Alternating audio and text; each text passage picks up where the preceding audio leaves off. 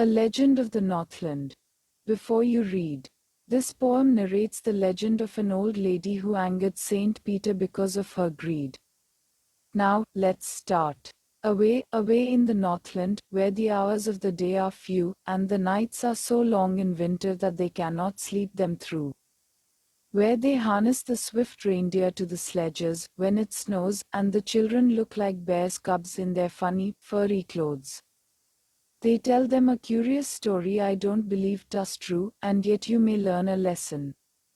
If I tell the tale to you. Once, when the good Saint Peter lived in the world below, and walked about it, preaching. Just as he did, you know.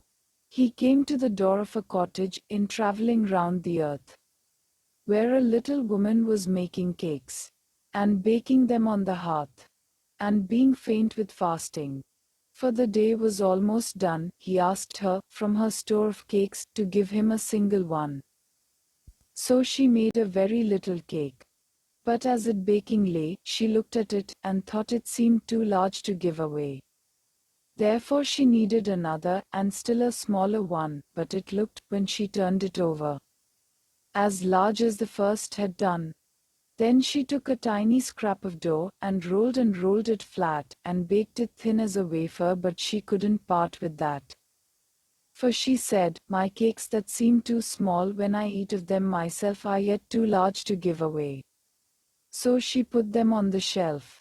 Then good Saint Peter grew angry, for he was hungry and faint, and surely such a woman was enough to provoke a saint.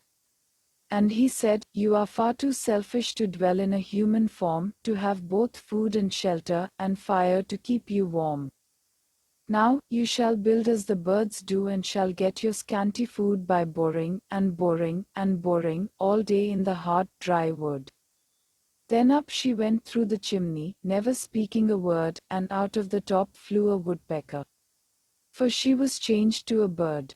She had a scarlet cap on her head, and that was left the same. But all the rest of her clothes were burned black as a coal in the flame. And every country schoolboy has seen her in the wood, where she lives in the trees till this very day, boring and boring for food. By Phoebe Carey.